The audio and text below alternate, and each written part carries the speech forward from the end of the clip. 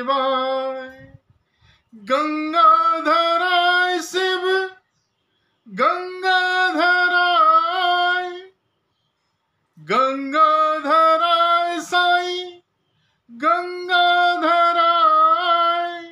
हर हर भोले हर हर साईं, नमः शिवाय नमः शिवाय, ओम नमः शिवाय।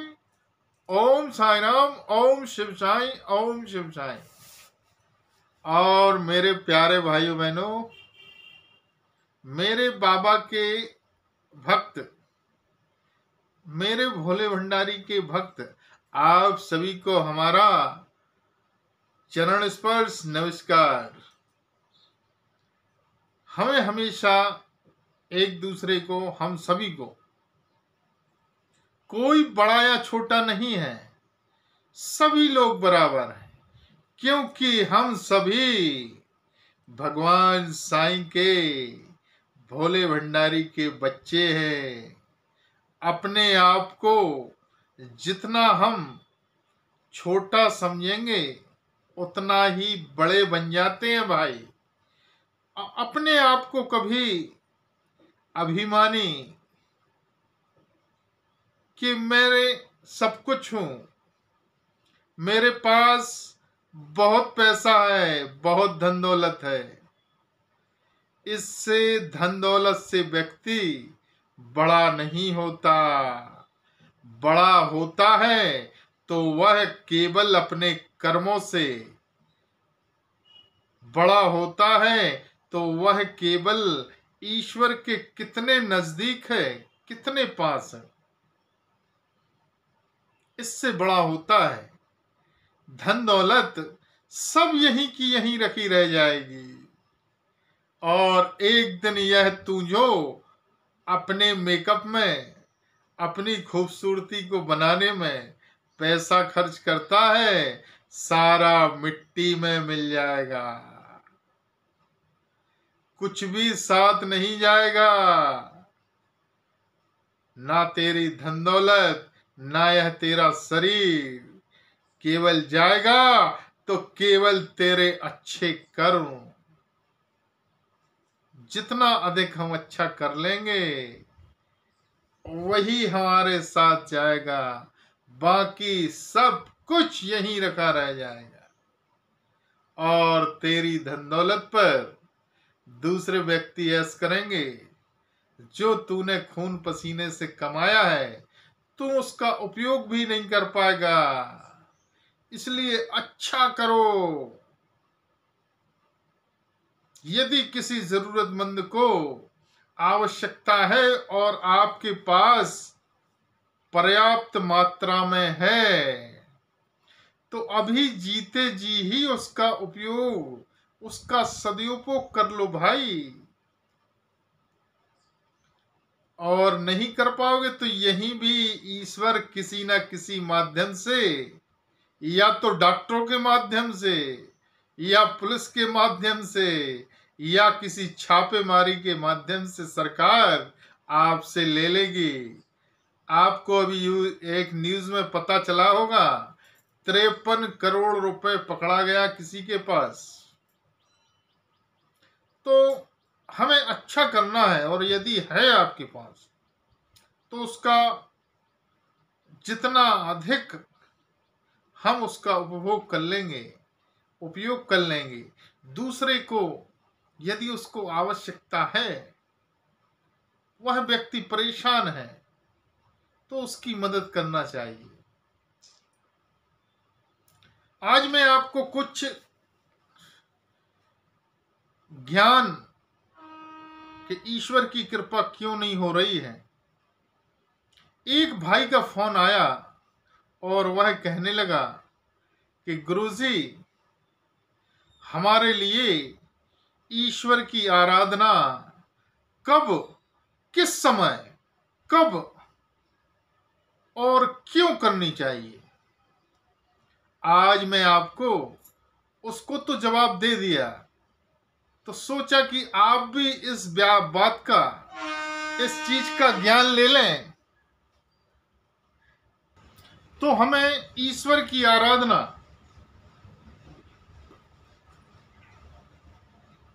कब करनी चाहिए? पहला सवाल। तो मैंने उसको जवाब दिया, ईश्वर की आराधना मौत से 1 घंटे पहले करनी चाहिए। तो कहने लगा, गुरुजी मौत कब आएगी? मैंने कहा इसका पता ही नहीं,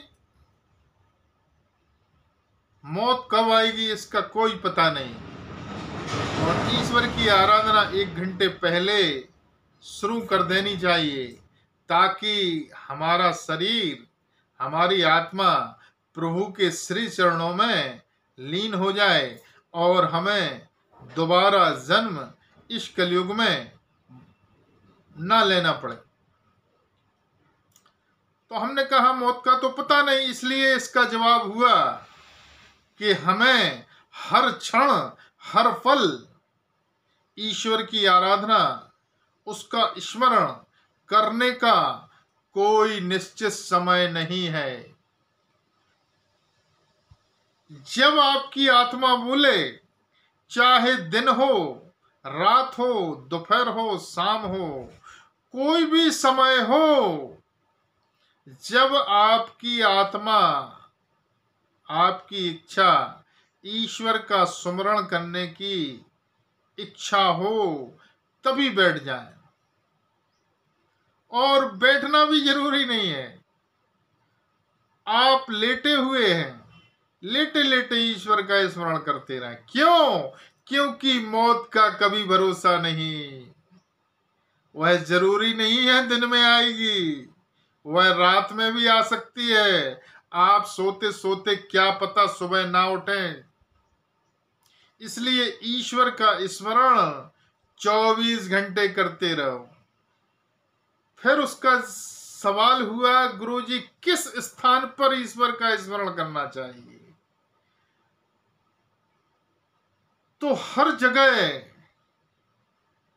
जहां भी आप शांति महसूस करें, हर जगह हर क्षण हर पल ईश्वर का स्मरण करते रहो। उसकी कोई जगह नहीं है, कोई निश्चित स्थान नहीं है।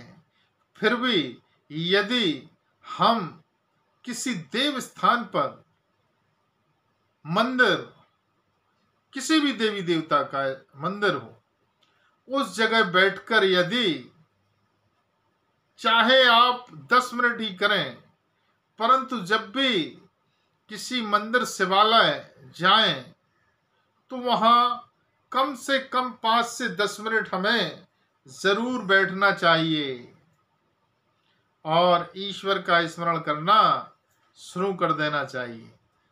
क्योंकि यह एक ऐसा बैंक बैलेंस है कि आपका रुपए पैसा रखा हुआ यह कभी भी जा सकता है, परंतु ईश्वर का स्मरण का, उसके जप का आपने बैंक बैलेंस बढ़ा लिया तो यहां तो आपको उसके प्रसाद, उसका ब्याज चक्रवृद्धि ब्याज के साथ मिलेगा ही, साथ में यहां से जाने के बाद भी मिलेगा। यह अखंड सत्य है और यह कभी भी खत्म नहीं होता।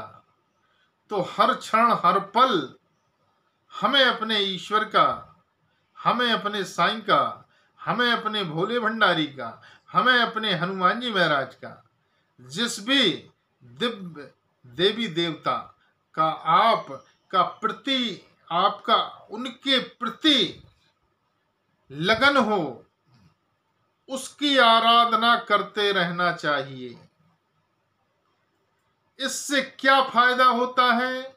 आपके ऊपर आने वाली परेशानी, क्यों? क्योंकि यह मृत्यु लोक है, परेशानी तो आएगी ही भाई। ऐसा हो नहीं सकता कि परेशानी ना आए। तो उसका रूप छोटा हो जाता है, छोटे रूप में आपको परेशानी मिलती है और आपको उस परेशानी का सहन करने का, उसको झेलने का शक्ति प्राप्त हो जाती है। परेशानी तो आएंगी ही, क्योंकि यह कलयुग है। कलयुगी मीन करयुग।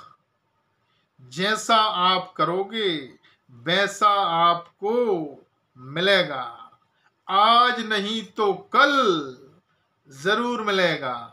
आप अच्छा करोगे अच्छा मिलेगा, बुरा करोगे बुरा मिलेगा। हम यह सोचते हैं कि हमारे लिए कोई नहीं देख रहा, यह काम कर लेते हैं, यह चोरी कर लेते हैं। ईश्वर सभी देख रहा है। आज आपने गलत किया तो परसों आने वाले समय में आपके साथ 10 गुना अधिक गलत होगा। यदि आपने अच्छा किया तो वह भी आपको 10 गुना अधिक अच्छा मिलेगा।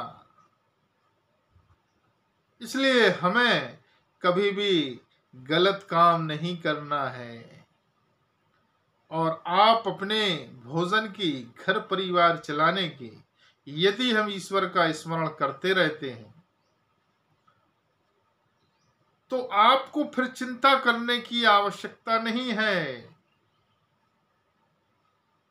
सभी वह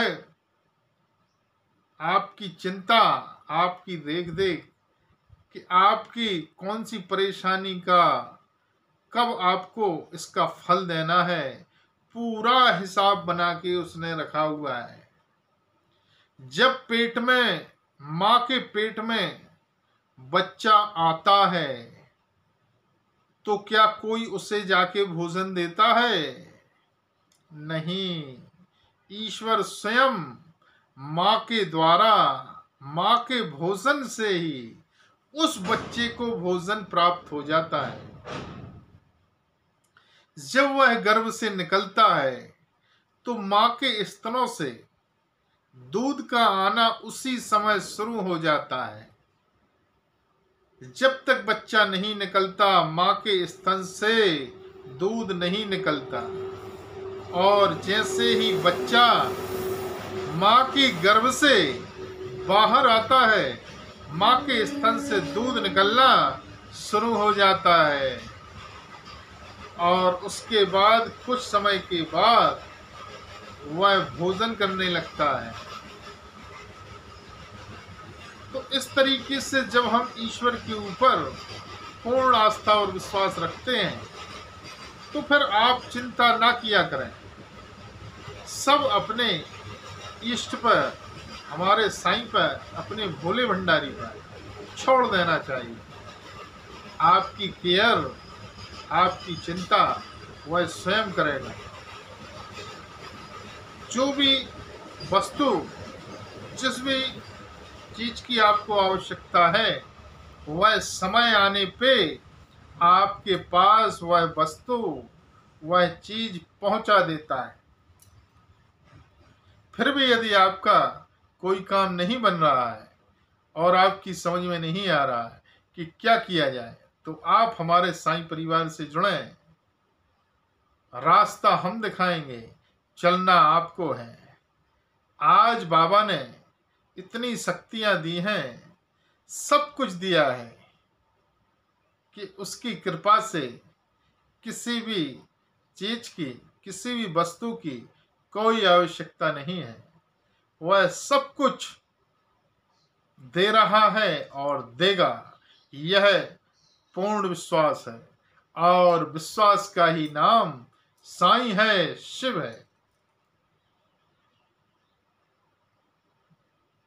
ओम साई राम, ओम साई राम, ओम साई राम।